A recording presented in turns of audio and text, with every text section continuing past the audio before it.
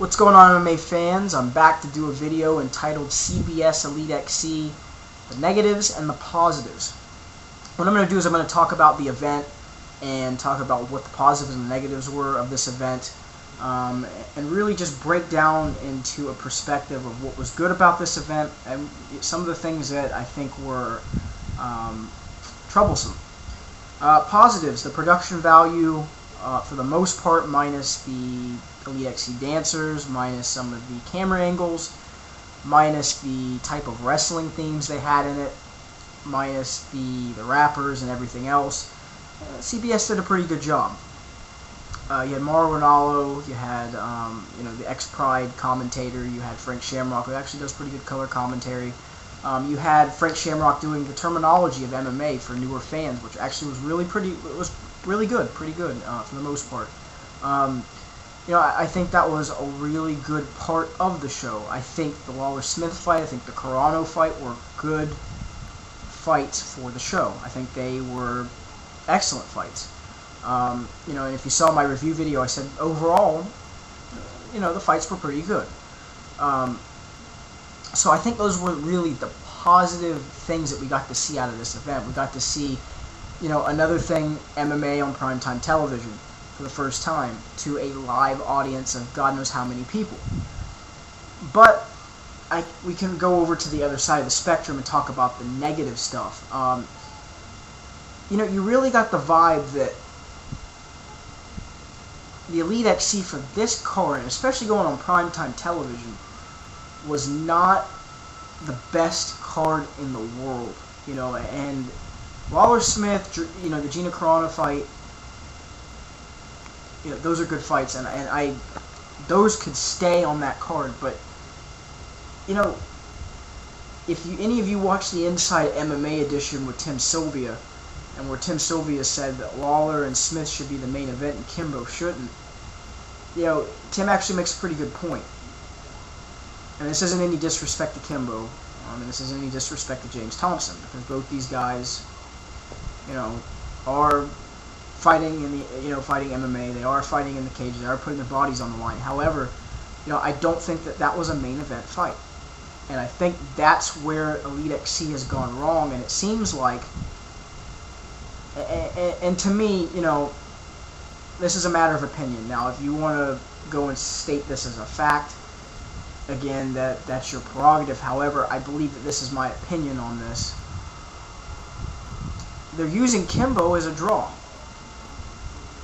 And this wasn't a promotion for MMA. This was a promotion for the Elite XC. This was a promotion for Gary Shaw, and this was a promotion for the Elite XC. This wasn't a promotion for MMA. And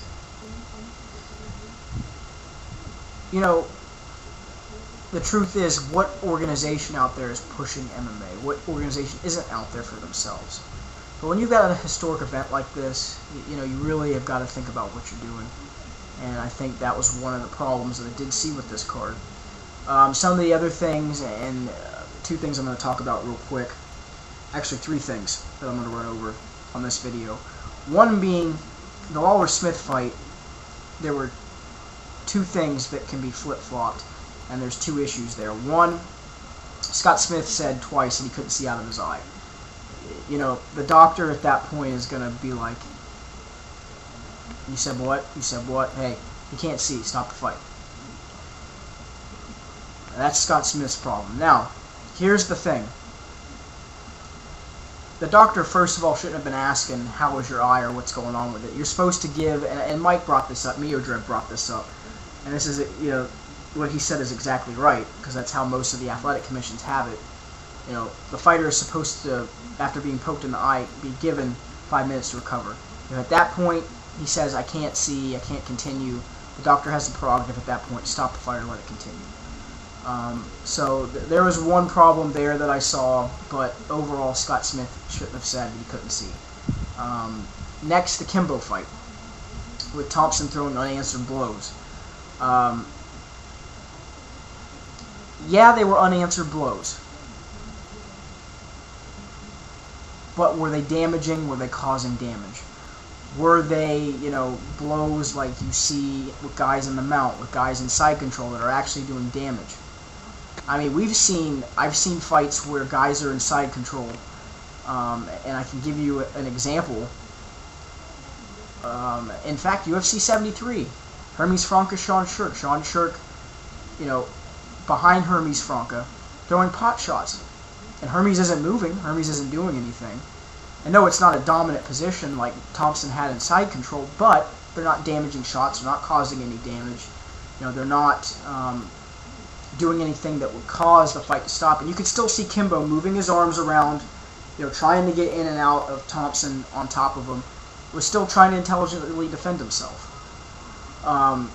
Were they unanswered blows? Yes. Could the fight have been stopped per that? Well, yeah. I mean, look at the Arlovski-Jake O'Brien fight. Arlovski was on top of Jake O'Brien, throwing shots that weren't damaging, but it ended up resulting in a stoppage. So, you know, that fight can go both ways. And if you look at both sides there, I think you can kind of make that revelation. But that's neither here and there, neither here nor there, and I'm not on one side or the other. I'm just pointing out both things there. But the other really, really bad thing that happened, and this was a bad cast on this event, and I don't know if anybody got to see it. I'm sure, you know, if you follow MMA News, MMA Junkie, Sheerdog, you got to hear the Brett Rogers and Kimbo almost throw down at the press conference at the end of the event, and you got Phil Baroni yelling, "Don't have any more dumbass reporters start any shit." Well, you know, I know Phil has comedy in his mind and he likes to be funny, but again, this was just, especially what happened, and you know, some of these guys in the background yelling, "You a hater," and all this other stuff. You know, you're making it sound like it's a street fight and that it's human cockfighting. I mean, everything that people that have been calling this sport human cockfighting, and you know, it's nothing but street fighting and street fighters and all this other stuff, got exactly what they wanted on Saturday night with that event happening like it did at that press conference. So, you know, there was some serious things that happened that really needed to be addressed, and the way that guys conducted themselves at that press conference, acting like, you know, hooligans and acting like you know, they're out on the streets running the streets again. So I think Gary Shaw has got a bunch of shoes to fill for the next event, because man, he really let a lot of people down, and Fight Society kind of let me down. I thought the fights were good for the most part, but there were some things that were definitely a problem. Now, what I will encourage you guys to go do is to check out this article, which was really good. I was surprised. Dan Weltzel on Yahoo Sports wrote an excellent article on this event and what he thought was a problem with the event, and it was entitled "An Entertaining Disaster." I'll put this up real quick so you can see. Go check that out. Props to Dan Wetzel. Very good article. Probably one of the best ones I've seen him write. And I read the whole thing, and it was very interesting. So go check that out. Leave me some comments. Leave me some ideas. You know, positive, negative, constructive. You know, I know people aren't going to agree with me, and you know, whatever your opinion is about how this event went, I respect that. Everyone's going to have different opinions. Some people are going to absolutely love this event, and some people are going to absolutely hate it. So I tried to be on both sides of the fence. You know, leave some comments. Try to